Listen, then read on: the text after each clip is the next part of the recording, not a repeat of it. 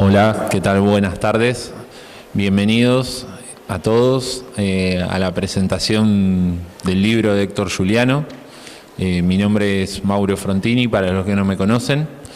En principio me gustaría hacer una aclaración que me lo pidieron desde el Instituto Movilizador. Nosotros, personalmente yo, gestioné el pedido y hoy voy a presentar a Héctor para que pueda exponer toda su obra y quiero comentarles un poquito el trabajo que él viene realizando hace varios años. Héctor es licenciado en Administración, egresado de la Facultad de Ciencias Económicas de la Universidad de Buenos Aires. Está orientado profesionalmente a organización, sistemas y planificación económico-financiera en la actividad privada. En forma paralela a su desarrollo profesional, está especializado en temas de geopolítica y finanzas públicas. Desde la década de 1980 ha venido estudiando la problemática de la deuda pública y su relación con las finanzas del Estado y con la política económica financiera argentina. Sobre todos estos temas ha dado conferencias y cursillos, así como ha escrito numerosos trabajos y notas periodísticas. Durante 15 años, hasta el 2009, se desempeñó como asesor en el Congreso de la Nación, especialmente en temas de finanzas públicas, economía y geopolítica. Miembro de la Fundación CREAR, Consejo Regional Estratégico Argentino, del proyecto PAT, Programa Argentino de Desarrollo, del Centro de Estudios Económicos y Monetarios Mariano Fragueiro y de la Academia Argentina de Asuntos Nacionales e Internacionales, ADANI. Héctor es autor del libro Problemática de la Deuda Pública Argentina, en 10 tomos, que los estamos viendo aquí, subtitulados La deuda bajo la administración Kirchner, que es el primero; el segundo, Megacanje y crisis de deuda del 2001, publicado en el año 2007; Deuda, moneda y usura, publicado en el año 2008; La deuda post-Megacanje Kirchner, publicado en el año 2017; su quinto tomo es Deuda Pública y Banco Central de la Argentina; su sexto tomo es Deuda y Política de Endeudamiento; su séptimo tomo es Crecimiento de la Deuda y Crisis de los Holdouts; su octavo tomo es La Deuda en las postrimetrías del gobierno Kirchner; el noveno es Deuda y Nuevo Gobierno de Macri; y el décimo es Deuda Pública y Crisis Político-Institucional. Frente a esta presentación que yo les acabo de nombrar, espero que tengan el gusto de poder escucharlo a Héctor y muchas gracias por venir a todos.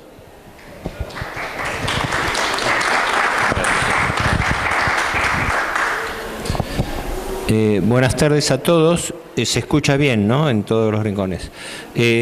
Un triple agradecimiento. Primero a las autoridades que han dispuesto este salón para hacer la presentación. Después a Mauro Stefani Frontini, que él, aparte de las palabras con que me ha presentado, tiene el mérito de haber sido quien se movió para que esta invitación fuese posible. Y después a todos ustedes que se han molestado a escuchar la exposición esta, que es de presentación de la obra. Yo voy a tratar de compendiar 3 temas fundamentales. ¿Cuál es el sentido de este libro? ¿Cuál es el contenido básico? ¿Y cuáles son las ideas eje que han motivado todos estos escritos? En realidad tengo que empezar a hacer una aclaración paradójica. Este es un libro que ha sido escrito no para ser leído, en el sentido de que no es una obra pensada para que alguien la tome de primera a última página para barrer 10 tomos de trabajos. El libro es la compilación completa de 15 o más años míos de trabajo, donde yo he ido escribiendo y circularizando sin cargo mis trabajos, mis artículos, por internet básicamente, a gente conocida que luego lo podía reproducir, porque esto no es una empresa económica. Es la compilación de todo lo que yo he escrito acerca de la problemática de la deuda pública argentina.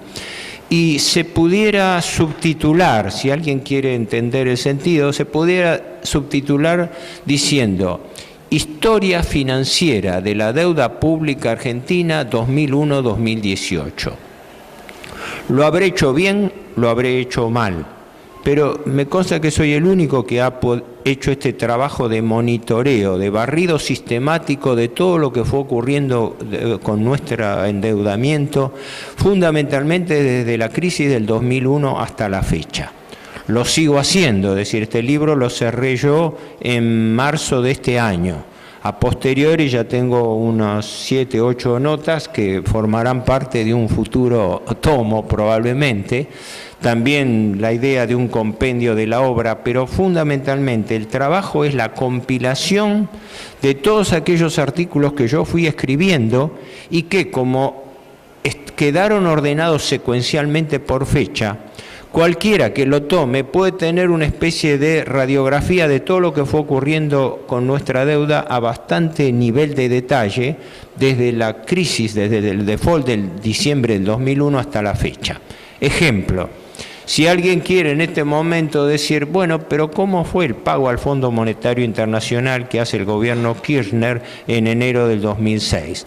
Perfecto, se remonta retroactivamente a los tomos, en realidad fueron el tercero y el cuarto, donde va a encontrar 2, 3 capítulos que se refieren específicamente a cómo fue ese pago, ¿no? Es decir, cuáles fueron las circunstancias, cuáles fueron las motivaciones. Existe en el problema de la deuda, comentario de orden general, existe una desinformación trágica, porque por un lado la gente no entiende, el ciudadano corriente no entiende cuál es el problema de la deuda pública argentina. Por otro lado, los medios de comunicación y la clase política en general no se lo informan. O sea que la población está deliberadamente mal informada sobre el problema.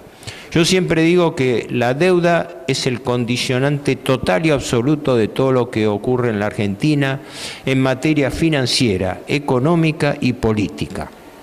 Y que quien no entiende esto no entiende nada de lo que está ocurriendo en la Argentina. No entiende hasta qué punto los hechos financieros condicionan las decisiones políticas.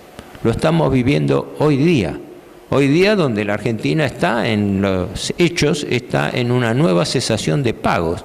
El país hoy en día está en default.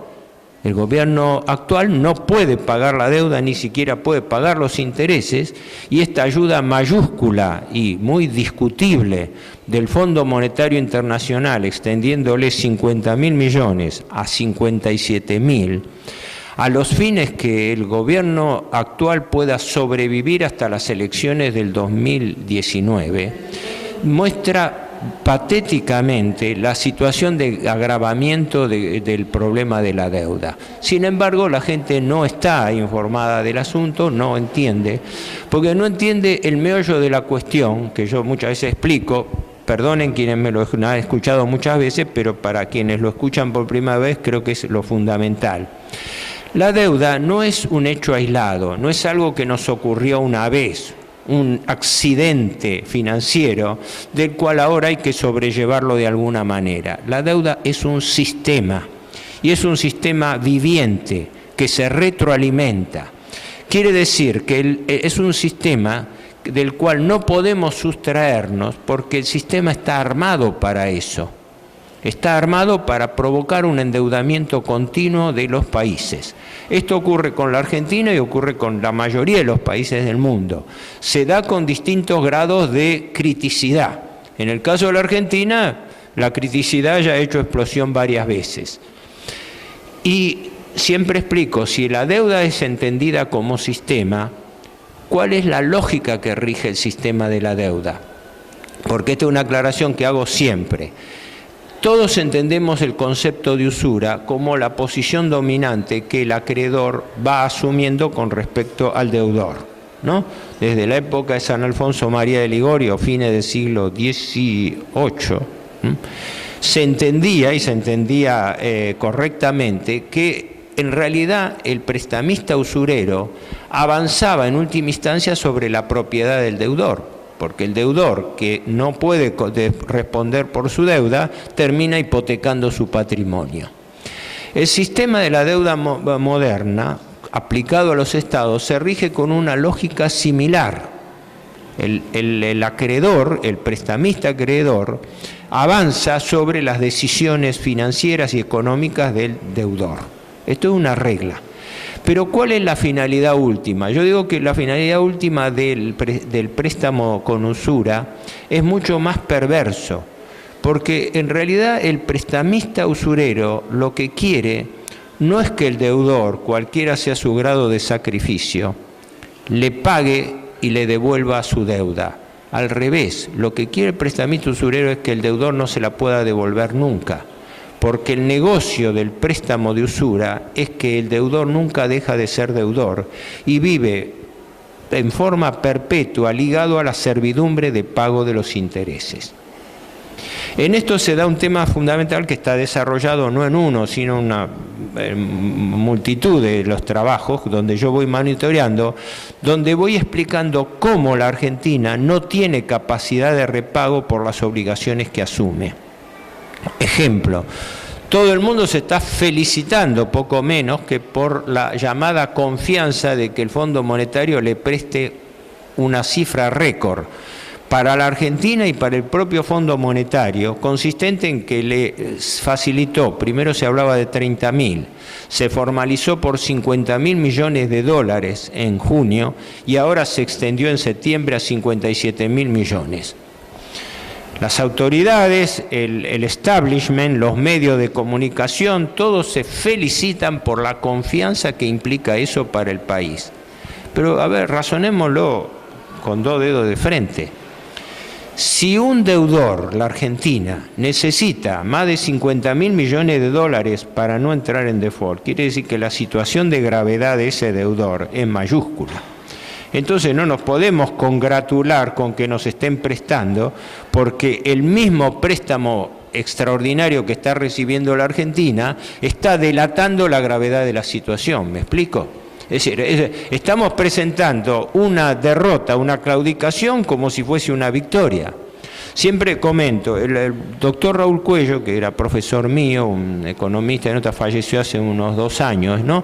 Él era muy entusiasta con este tema, me alentaba, me apoyaba en todo sentido, y me decía muchas veces, dice, pero es cierto, dice Juliano, dice, estamos todos locos, dice, tomamos deuda que no podemos pagar, pero nos congratulamos de tomarla porque eso, según las autoridades, implica que los prestamistas nos tienen confianza. Entonces nosotros, es una tautología, es decir, como nos tienen confianza nos endeudamos, pero no tenemos capacidad para responder esas deudas. Entonces es el perfecto círculo vicioso del endeudamiento perpetuo, porque cuando uno toma una obligación que no tiene la más mínima posibilidad de cumplirla, está contrayendo en realidad una obligación perpetua, porque esa obligación está inexorablemente condenada a ser refinanciada a su vencimiento. Les doy un dato, sin entrar en muchos números, porque no es el objeto de esta presentación. Este año, el stock de deuda de la Argentina en este momento, solamente en cabeza del Estado central, es de unos 350.000 millones de dólares. Creo que a la fecha, por mis estimaciones, está entre 375 y 380.000 millones de dólares, ¿no? No, perdón, creí que estaban hablando, perdón.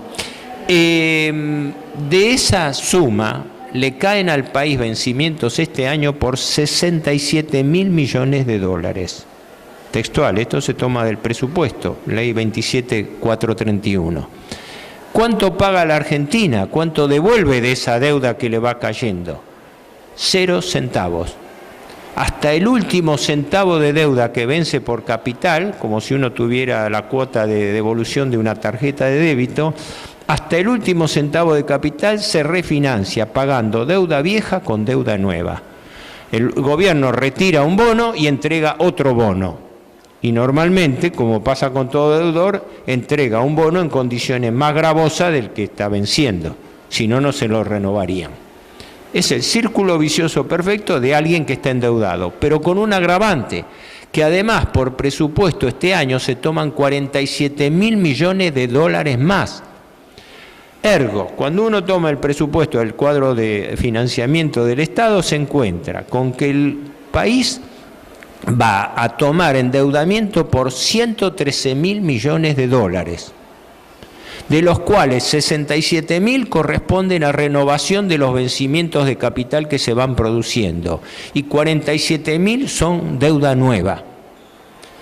Y como si esto fuera poco, a posteriori y por decreto, por decisión unilateral del Poder Ejecutivo, el gobierno está cargando con el traspaso de deuda de las LEVAC que del Banco Central pasan al Tesoro, el paso de LEVAC a LETES, y está cargando el nuevo préstamo contraído con el Fondo Monetario, que no está autorizado por el presupuesto. Con lo cual la deuda a fin de año va a pasar los 400.000 millones de dólares. Y la cuenta de intereses va a subir más que proporcionalmente al aumento de capital. Que ahí es donde viene el nudo de la cuestión. Si un acreedor presta dinero que sabe que no le va a ser devuelto, ¿dónde está el negocio del acreedor? Porque quienes no prestan no son nenes de pecho, son los principales grupos financieros y fondos de inversión internacionales. Digámoslo así, en buen romance, es gente que no come vidrio en materia financiera, sino al revés, lo determina lo que va a hacer.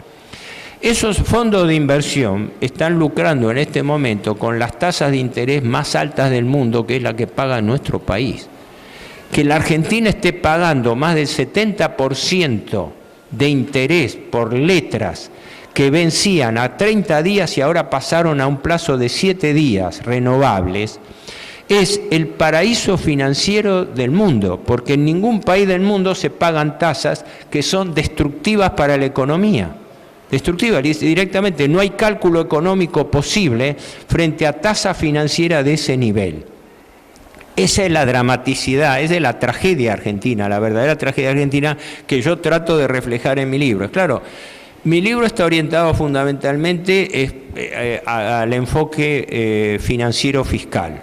Es decir, yo estoy sentado del lado del mostrador de las finanzas públicas, desde el punto de vista de qué pasa con la finanza del Estado frente a este sobreendeudamiento. Porque en esto hay un gran engaño, no solamente fáctico, sino también intelectual.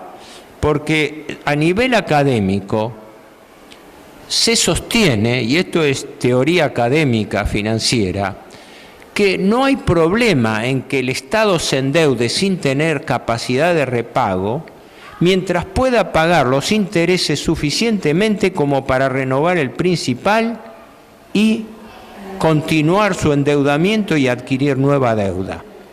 Esa tesis es una tesis absurda, porque nadie en su sano juicio lo aceptaría para su economía familiar o empresaria. Si yo soy asesor de una empresa y voy y le digo al dueño de la empresa, mire señor, endeúdese. Y el dueño de la empresa me dice, pero usted me aconseja que me endeude, ¿lo podemos pagar? No, olvídese, no lo podemos pagar ni por las tapas. Y entonces, ¿qué propone usted? No importa, pero al vencimiento, usted pagando religiosamente sus intereses, renueva la deuda. ¿Y cómo hago para después cubrir los baches? No, pide nueva deuda, que se la van a dar, eso sí, pagando más intereses. Bueno, si yo soy asesor financiero en una empresa y digo eso, no lo terminé de decir, que salí volando por la ventana. ¿Por qué? Porque el dueño defiende sus intereses. Los gobiernos están para defender el interés del Estado. El Estado somos todos nosotros, porque la deuda no es neutra al bolsillo de la gente. Una de las desgracias más grandes que ocurre es que la gente, y en eso son cómplices los gobiernos, la clase política en general y los medios de comunicación, la gente no entiende cómo este problema de alta finanza le cae después a su bolsillo, que es la gran traducción que uno trata de hacer a través de todas estas cosas que escribe. ¿Qué quiere decir esto? Que el gobierno paga cada vez más intereses. Los intereses a pagar este año son 400.000 millones de pesos.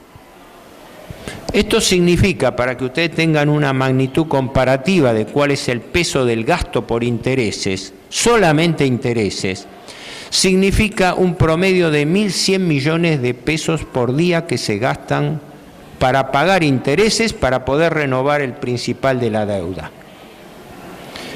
A octubre del año pasado, cuando fue aprobado este presupuesto, yo hice un cálculo comparativo, porque si no estamos hablando de miles de millones de pesos y no entendemos el peso relativo.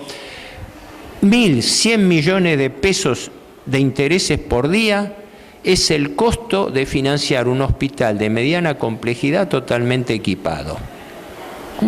Para que lo que pagamos en un día de intereses nos serviría para construir un hospital. O lo agravo más todavía, si lo promediamos por una hora, lo que yo estoy hablando acá en este momento, en una hora son 46 millones de pesos. Con 46 millones de pesos en octubre del año pasado se podían construir 2 escuelas y media, para que se tenga idea de cómo viene la mano, es decir, cuál es el peso relativo. Los intereses son el principal rubro del gasto público, porque le endilgan al sistema jubilatorio, pero se lo endilgan en forma confusa, porque es verdad que el sistema jubilatorio es el principal gasto del Estado, es 1.200.000, 1.300.000 millones de pesos. Pero se olvidan que el sistema jubilatorio tiene también ingresos por aportes y contribuciones. Entonces, el gasto neto jubilatorio, cuando uno resta el gasto de 1.300.000 menos 900 y pico de mil de ingresos, le da que en total el neto es entre 300 y 350.000 millones de pesos y por intereses se gastan 400.000. Así que lo que piadosamente el establishment financiero y los medios ocultan es que el principal rubro del gasto público son los intereses. Entonces ahí estamos en el círculo vicioso perfecto de la usura. El gobierno tiene alto gasto público. El principal rubro del gasto público son los intereses de la deuda pública. Una deuda pública impagable que genera cada vez más intereses. Esos intereses son el principal determinante del déficit fiscal. Y el déficit fiscal se cubre con más endeudamiento. Entonces, el mayor endeudamiento produce más intereses. Más intereses por más deuda son más déficit. Y así sucesivamente. Una gran trampa de razonamiento que existe es que cuando ustedes oyen hablar de déficit fiscal cero, técnicamente hay una gran trampa en eso, porque es déficit fiscal primario cero. Primario quiere decir el déficit sin computar los intereses. Ah, caramba, esto es distinto. Es como si yo digo, traduzcámoslo a la economía familiar, a la economía individual. Yo tengo un déficit cero. ¿A cero no debe nada? Bueno, no, debo 600.000 millones de pesos de intereses, pero no lo computo, porque yo lo que tengo que comprometer es que el gasto mío sea cero, precisamente para poder pagar más intereses. Esto es lo que se produce en el proyecto de presupuesto que ha mandado. Los gastos de intereses de este año, 400.000, pasan a 750.000 millones de pesos. Esto va a significar más de 2.000 millones de pesos por día. Estas son las magnitudes. Se gasta en intereses el doble que lo que se gasta en educación, ciencia y tecnología y salud juntas.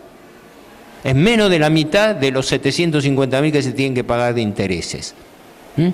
Y como mayor agravante, no se pueden pagar todos los intereses, sino que entre el 20 y el 30% de los intereses de la deuda pública no se abonan, sino que se capitalizan por anatocismo. El anatocismo es el interés compuesto, por el cual el interés que no se puede pagar se financia aparte. Es como si uno tiene una tarjeta de crédito, no puede pagar el monto de la tarjeta de crédito, entonces el banco muy benévolamente me dice, no importa, la tarjeta, la cuota de este mes se la renovamos, ¿no? Y con los intereses tampoco puedo pagar, no importa, una parte de esos intereses se lo transformo en capital y usted paga interés sobre intereses. Eso es usura, es decir, el interés sobre los intereses, el anatocismo, es usura. Entonces, este es el grado de criticidad del tema. No quiero entrar en detalles todo, pero este es el contenido del libro. El libro se concentra fundamentalmente en los dos grandes rubros y problemas de endeudamiento público. El endeudamiento del Estado central a través de la tesorería y el endeudamiento paralelo del Banco Central, que es una cuenta separada y que es tanto o más gravoso que el de la tesorería. Digámoslo con toda claridad, y yo lo tengo escrito en el libro y también desarrollado en los últimos capítulos, porque en realidad esto va barriendo sistemáticamente desde el año... los 3 primeros tomos fueron editados entre el 2006 y el 2008. Los 7 siguientes, porque son 10 tomos en total, llegan hasta el verano de este año, ¿no? Con una síntesis al final, en el capítulo final, que no es una síntesis, es un colofón, digámoslo así, donde se barren sistemáticamente todos los sucesos de la deuda pública. Si uno quiere, por ejemplo, remontarse a cómo fue la crisis de los holdout, creo que en el tomo 7, 8, están todos los artículos que analizan pormenorizadamente, a mínimo nivel de detalle, qué se discutía, en qué consiste el problema. Por eso es un libro muy difícil de compendiar, porque compendiar una obra tan vasta implica que uno tiene que sacrificar todos los detalles y todos los fundamentos de sus propios escritos. Es decir, uno termina siendo víctima de ese detalle. De todas maneras, el sentido de todos estos artículos es mostrar la radiografía de todo lo que fue ocurriendo con la deuda en 18 años de endeudamiento nacional, que es el sentido que he tratado de volcar en la obra. Obviamente, por razones de tiempo yo no me puedo extender, no sé si dejo librado un momento a las preguntas que se tengan. Yo he tratado de seguir una metodología básica. Normalmente se dice que para cualquier propuesta de alternativa es necesario un buen diagnóstico. Pero antes de hacer un buen diagnóstico es indispensable identificar primero correctamente el problema que estamos tratando. Este libro y toda la obra mía busca eso, busca identificar el problema de fondo de la Argentina, porque en la Argentina nos encontramos con la paradoja de que existen diagnósticos, muchas veces muy buenos diagnósticos, pero sobre problemas mal identificados. Entonces el argentino medio nunca va a encontrar salida, ¿no? Porque no la tiene, es como era en el cuento Alicia en el País de las Maravillas, ¿no? El autor, Carol Dodson, en un momento Alicia dialoga con un gato, con el gato Rizón, y le dice: estoy desesperada porque no encuentro la salida. Y el gato le responde filosóficamente, dice: pero ¿tú dónde quieres ir? Yo creo que ese es gran parte del dilema que tiene la Argentina. No se encuentra la salida porque no sabemos dónde queremos ir. Y no sabemos dónde queremos ir porque no sabemos plantear los problemas, no sabemos identificar los problemas que nos afectan. Yo espero haber contribuido en parte con esta obra que yo llamo una especie de síntesis o de historia abreviada, historia financiera de la deuda pública argentina. Espero haber colaborado un poco en esto. La Argentina está metida en una trampa de deuda perpetua y es una trampa de tipo irreversible. No hay solución al problema de la deuda dentro del sistema de la deuda, porque el sistema de la deuda está armado para eso, para mantener un esquema de endeudamiento perpetuo de la Argentina. No sé, aquellos que estén interesados en la obra, ya lo hacen saber, es una obra que yo la vendo al costo de lo que me salió a mí editarlo, porque desgraciadamente no tuve apoyo para nada. Es decir, yo pagué diagramación, impresión, gastos, no me lamento de eso, porque la obra está y para mí es una actitud de servicio transmitirla, pero me excuso de que no puedo regalarla, no puedo obsequiarla tampoco, porque son 10 tomos y lo he hecho al costo. Les agradezco la atención. Si hay preguntas, si tenemos espacio para hacerlo, disponemos, ¿no? Porque estamos sobre el margen. Sí, podemos hablar 10 minutos más si quieren. ¿10 o 10 de las preguntas? No, 10 y hacemos 10 de preguntas. Bueno, porque a ver, dentro de las cosas que yo me anoté, cosas que no me... que valía la pena refrescarlas. Una de ellas es la continuidad política. Durante 18 años en el país, durante 40 años, la Argentina ha seguido una política de endeudamiento sistemático. Muchas veces se lamenta de que la Argentina no tiene políticas de Estado. Se definen políticas de Estado aquellas que son continuadas por diferentes gobiernos en una misma línea de continuidad, pero que se supone están hechas en función del interés nacional. Bueno, acá hay una excepción. El endeudamiento es, por nuestra desgracia, una política de Estado, porque en 40 años, desde el año 1976 hasta la fecha, han transitado en el país gobiernos militar, radical, peronista, nuevamente de la Alianza Radical, luego kirchnerista, ahora macrista. Le podemos poner todas las etiquetas y rótulos que quieran, pero la deuda no ha dejado de aumentar un solo minuto en la Argentina, salvo el efímero gobierno que duró una semana de Rodríguez Sá, que fue, por así decirlo, fue la presentación forzosa de que alguien tuvo que salir a decir que el rey está desnudo, porque la Argentina entró en cesación de pago. Claro, en ese momento, en diciembre del 2001, el 25% del gasto público eran intereses. Y la Argentina ya no tenía reserva porque los bancos se habían llevado 20.000 millones de dólares de reservas internacionales entre abril y noviembre del año 2001. Quiere decir que cuando sobrevino el corralito era porque los dólares no estaban, porque los bancos que habían especulado con las reservas argentinas habían ido retirando a un promedio de 4 o 5 mil millones de dólares por mes las reservas internacionales. Eso está muy bien explicado en el libro de Cafiero y Llorens, Argentina robada. Sí, perdón. Ojo que no escucho, ¿cómo? Si pudiéramos comparar la situación actual de la deuda argentina con esos meses anteriores de 2001. No entiende.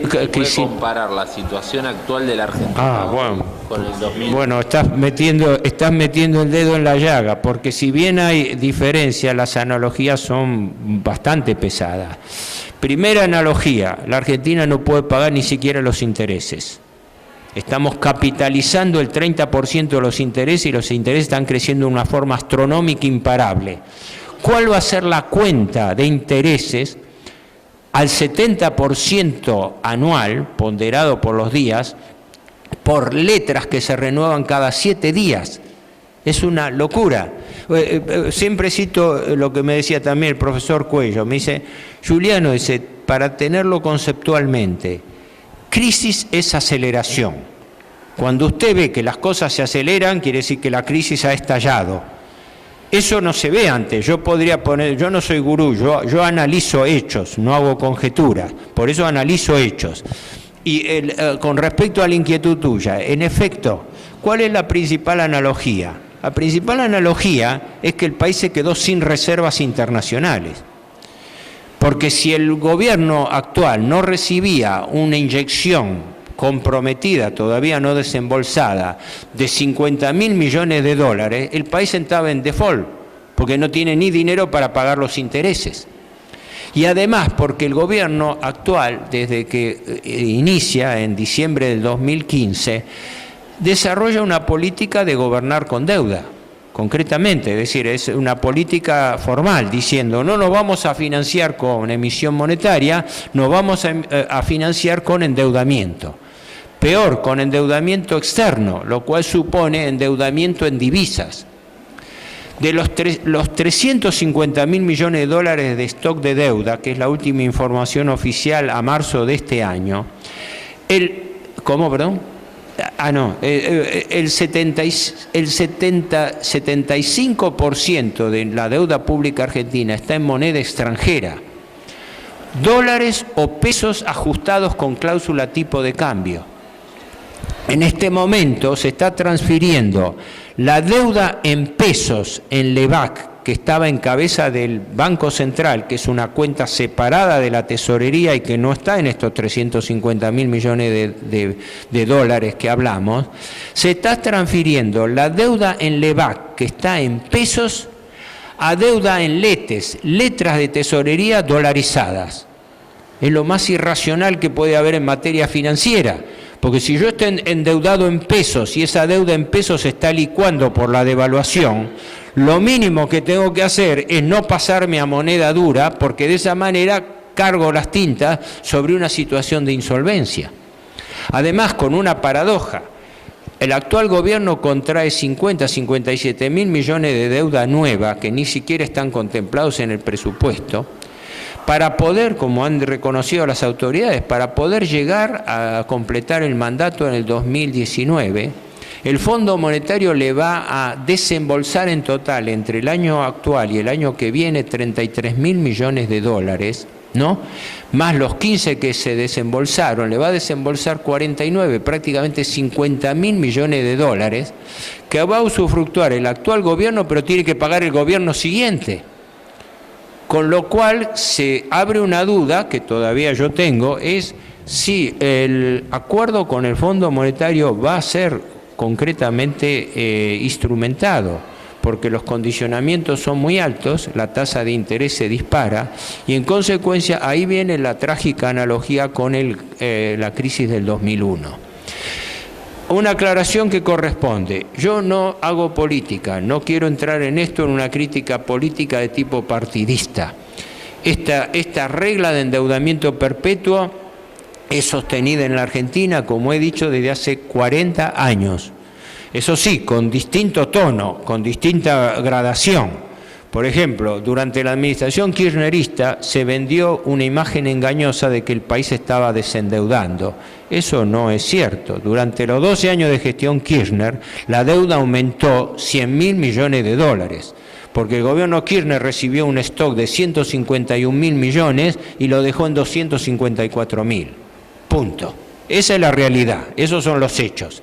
Ahora, hubo un cambio de composición, hubo una gran parte de deuda intraestado, sí, pero una deuda intraestado que no se puede pagar. Entonces, la deuda que el Tesoro contraía con el Banco Central, con la ANSES, que es plata de los jubilados, con el Banco Nación, forzaba que el Banco Central tomase deuda para reponer la que le prestaba al gobierno para que pagase deuda. O sea, eso es como pedirle plata a un amigo, un familiar, para salir del pozo, pero quedar colgado con la deuda de la persona. ¿Qué es lo que está ocurriendo ahora con el Fondo Monetario?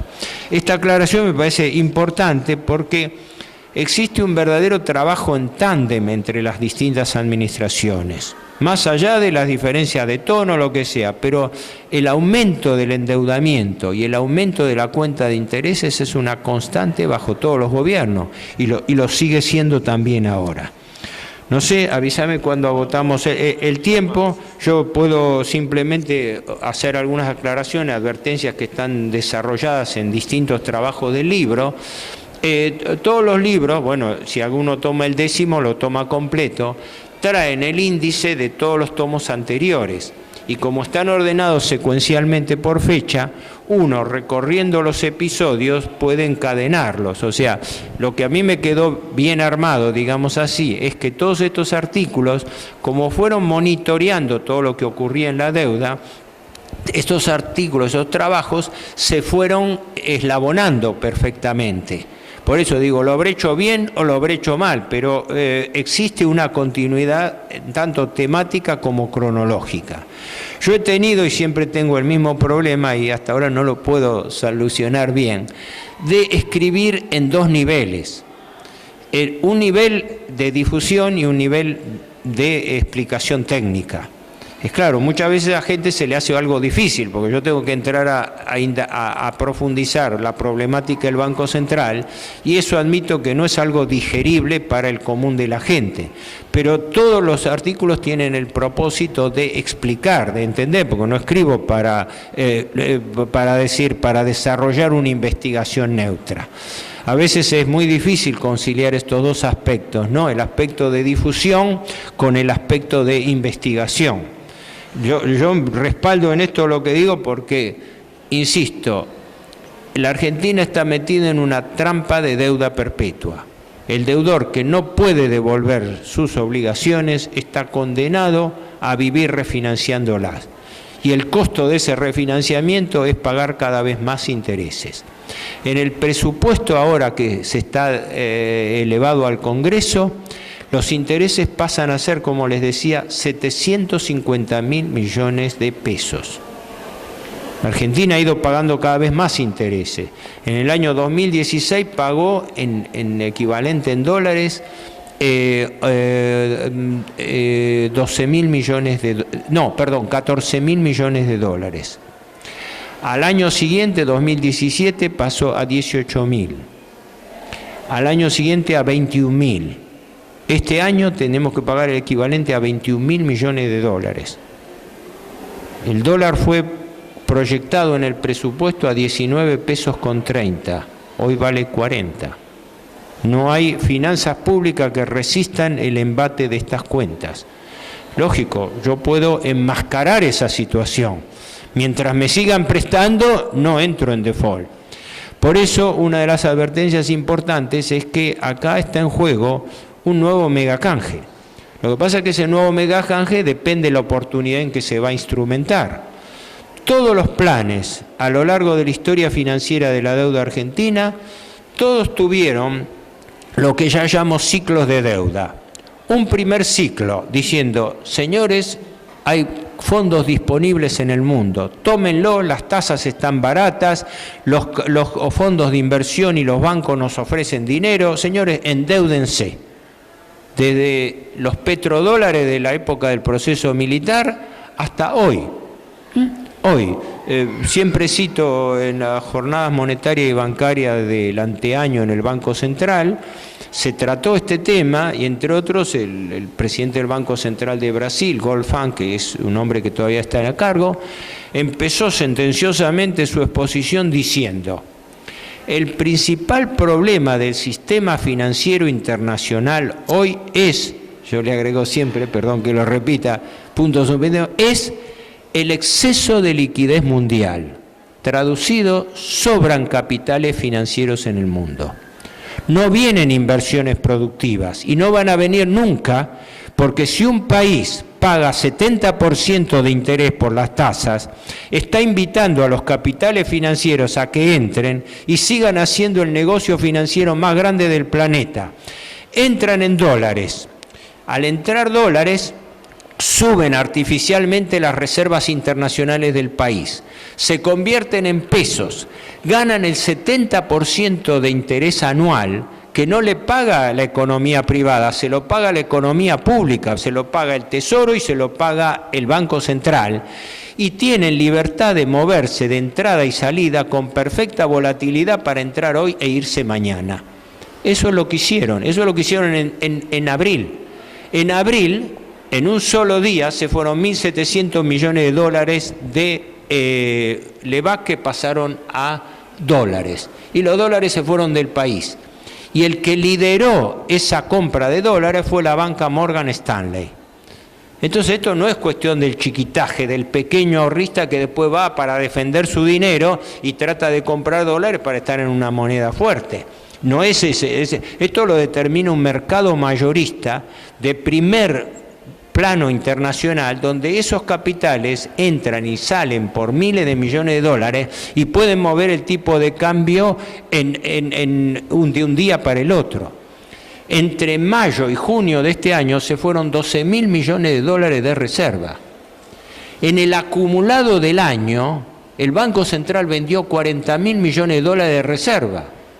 y los 15.000 millones que desembolsó el Fondo Monetario en junio entraron por una ventanilla y salieron por la otra, porque solamente durante la gestión del titular Luis Caputo, el Banco Central solamente bajo su gestión de menos de 100 días vendió 16.000 millones de dólares y recibió 15.000 del fondo. O sea que el Fondo Monetario no está ni siquiera ayudando a la finanza del país, está financiando la fuga de capitales, porque entran dólares prestados por el Fondo Monetario, se venden por otra ventanilla, los capitales lucran con tasas de interés del 70%, ¿no? Y esos capitales pueden irse en cualquier momento, pero el país se queda con la deuda que contrajo con el Fondo Monetario. Con lo cual estamos dentro del círculo vicioso perfecto de la usura y con un nivel de aceleración que motiva la crisis que vive hoy el país. Yo no sé, les agradezco la atención que ustedes han tenido, espero no haberlos mareado demasiado por apresurarme yo mismo en mis explicaciones y reitero, el sentido de esta obra es alertar y sobre todo documentar, dejar documento, porque de estas cosas la gente no lee y mucho menos va a poder después reproducir. Esto tiene también la finalidad que para quien investigue los temas, como Mauro que lo tiene también en cartera, vayan a poder tener en esta obra todos los elementos de juicio, las referencias que necesiten para que en algún momento todo esto sea traducido en ponencias concretas, que las están en el libro, ¿no? Las están con propuestas con respecto a qué pasa con la ilegitimidad, con la insolvencia, con el blanqueo de la insolvencia y con las responsabilidades legales. Todo el tema del megacanje 2001 Cavallo de la Rúa hasta el megacanje Kirchner-Labaña y hasta el día de hoy con lo que sería la crisis de deuda Macri. Bueno, perdón si me extendí o si más o menos me atuve, si hay tiempo para las preguntas o aclaraciones estoy a disposición de ustedes. Desde ya, muchas gracias.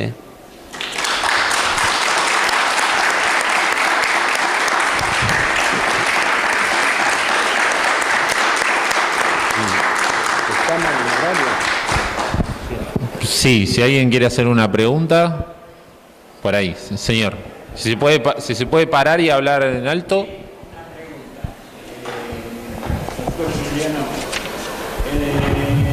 Si yo no puedo pagar una deuda y tengo una casa como patrimonio, ¿Cómo, perdón? Sí.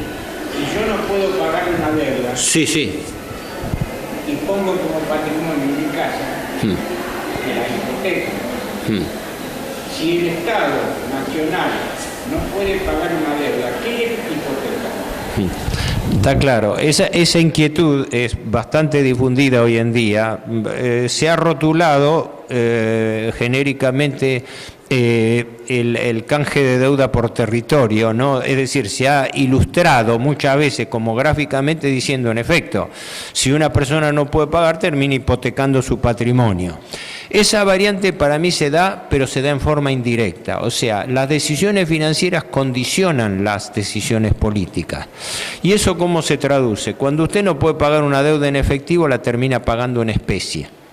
Y en materia pública, especies son concesiones económicas, financieras, privilegios, trato preferencial, etc.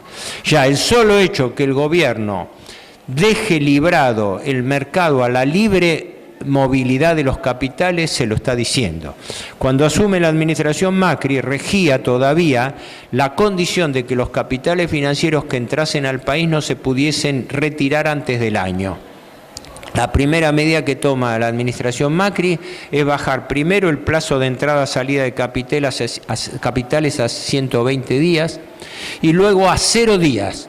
O sea, usted tiene un país como la Argentina, de que, a diferencia del resto del mundo, usted puede entrar con cualquier cantidad de fondos. Hoy, ponerse al 70%, ponderado por la cantidad de días que esté, e irse mañana. Un gobierno que necesita divisas está permitiendo que las exportaciones se liquiden a 5 y 10 años de plazo. Cuando el país se está endeudando para poder tener divisas, el mismo gobierno que está necesitado de divisas está permitiendo que los exportadores, en lugar de tener la obligación de liquidar divisas hoy mismo, como corresponde, ¿no?, ingresar esas divisas al país, tengan de 5 a 10 años plazo para poder ingresar divisas. No sé si con esto trato de responder a su inquietud diciendo, es claro, un Estado no es una empresa privada que hipoteca su patrimonio, baja la ventanilla y deja de operar. El Estado lo tiene a través de las concesiones de todo tipo, desde concesiones mineras, petrolíferas, concesiones financieras, privilegios y convenciones que lo atan cada vez más de pies y manos. Por eso, mientras el gobierno trata de sostener con endeudamiento el dólar, el Banco Central sigue firmando en gran escala contratos de dólar a futuro, que la gente ignora que después de la política kirchnerista de haber firmado contratos a futuro con dólar atrasado, ahora está ocurriendo lo mismo. Entonces, no sé si más o menos respondo a lo suyo, es decir, lo que no se paga en efectivo se termina pagando en especie, y especie en materia de Estado son decisiones políticas, y las decisiones políticas cada vez fortalecen más la posición de los acreedores y del capital extranjero en detrimento de los intereses nacionales. Es así de impietoso y así de simple. ¿Está? Bien. ¿La señorita? ¿La señora? Sí, sí. Ahí. ¿Había levantado la mano o no? Ah, no. Señor, entonces. Buenas tardes. Por favor, fuerte, que soy yo el que no escucho. ¿Me estás escuchando? Sí. Te agradezco mucho porque se habla realmente de dólares y nos abre un poquito para medir. Sí, sí, sí, sí.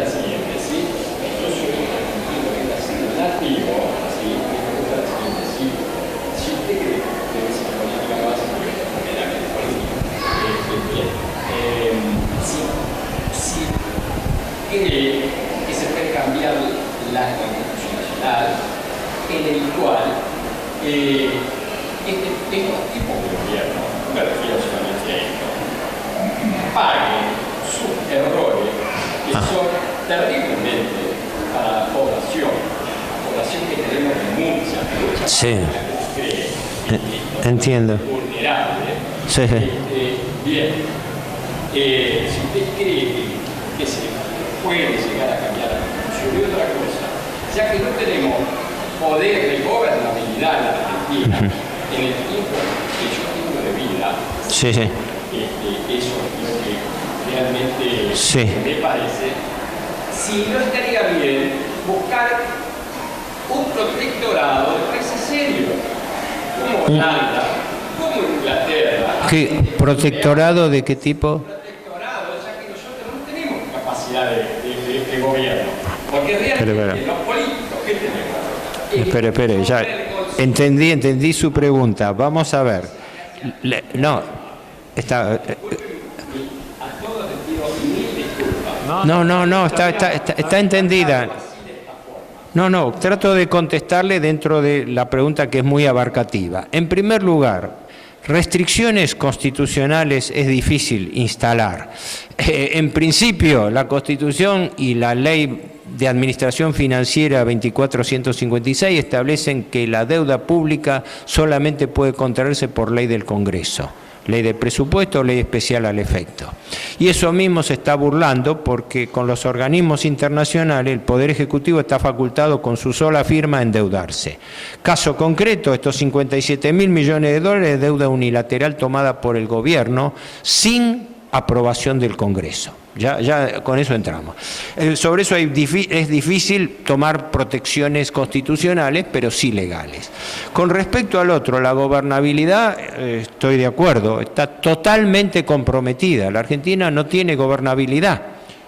Directamente, el gobierno actual y en particular la administración financiera del Estado está totalmente condicionada por convenios que se han suscrito ya con organismos internacionales, y el del Fondo Monetario lo institucionaliza, es decir, formalmente, cuando uno lee el acuerdo, el de septiembre no ha sido editado todavía, pero el acuerdo de junio establece que no solamente hay un monitoreo trimestral, sino, fíjese el detalle, el Gobierno Nacional, el Banco Central y el Ministerio de Economía o Hacienda, que es ahora, tienen que informar diariamente a la misión del fondo cuál es el valor pautado de la tasa de interés de mercado, del tipo de cambio, de la masa monetaria, de la base monetaria, de los movimientos de M2, M3, que son los depósitos de...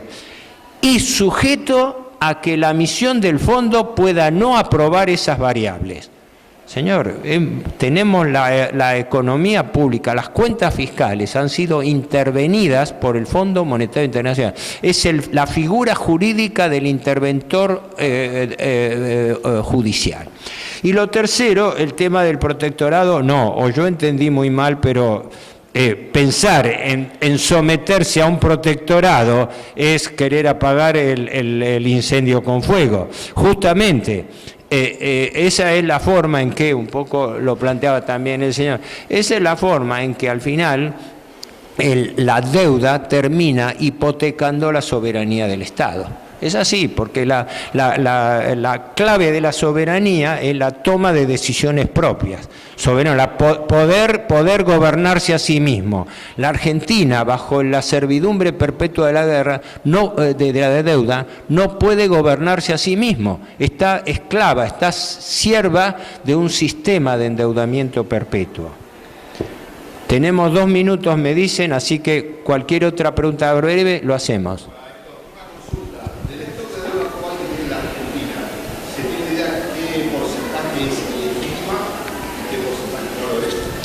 Bueno, no hay una cuantificación exacta, pero tendríamos que empezar por lo siguiente, que en principio toda la deuda pública argentina es ilegítima desde el punto de vista de la irresponsabilidad mayúscula que significa tomar deuda sin capacidad de repago.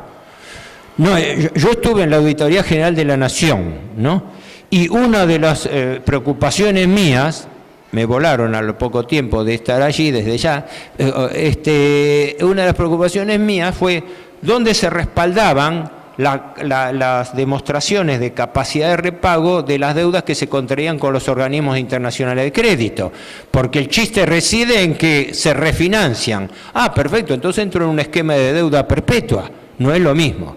Ahora, la secuencia a través de la cual se debiera llegar a eso, te lo sintetizo en 3 pasos.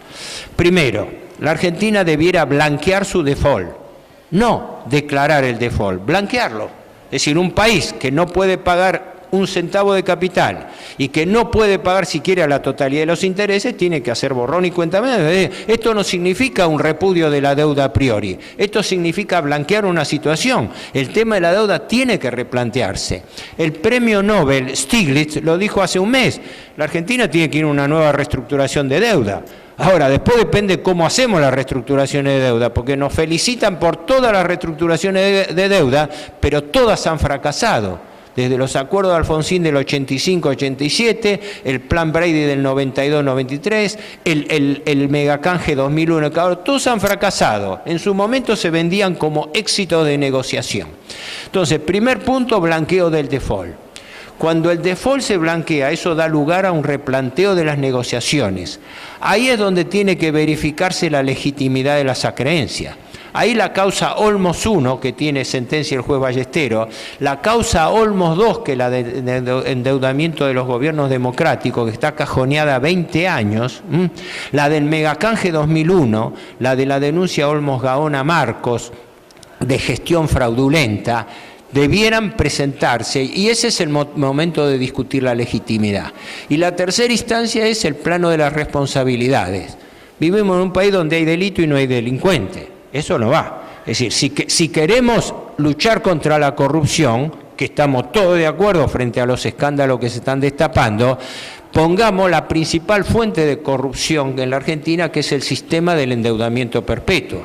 Si yo tengo un sistema que obliga al país a vivir endeudado sin capacidad de repago en eterno, si estamos colocando deuda a 100 años de plazo, que es un despropósito, porque a 100 años de plazo no están ni los que firman la deuda, ni vamos a estar vivos nosotros, ni esa deuda se puede pagar. Y se tomó al 8% anual, que es la tasa en dólares más alta del mundo. Quiere decir que, no sé si con esto respondo a lo tuyo, el tema de la legitimidad es consustancial a la deuda. ¿Por qué consustancial? Porque se toma por definición deuda sin capacidad de repago, cosa que es absurda en materia financiera, y se hace con el esquema ideológico de que sí, esto lo dicen las autoridades, profesores del Instituto de Itela, del SEMA. No, señores, no hay problema, todo el mundo funciona así. Así está el mundo, porque todo el mundo está endeudado bajo el mismo esquema. Tomen deuda sin capacidad de repago, total, viven financiando deuda, pagando intereses a los grupos financieros.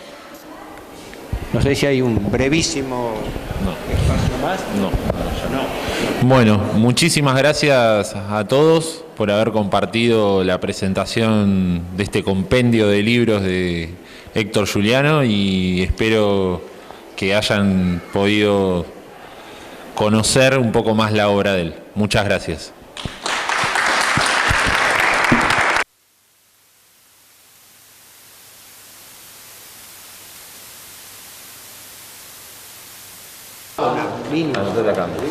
¿Mail? Sí, mail. Donde desgrané todo el acuerdo con el fondo y todo eso. Pero ustedes reciben... Si no, capaz que pueden poner ahí al lado. No, la pregunta que yo le hacía, después no quise repreguntar, era qué pasa con el territorio. Pero bueno.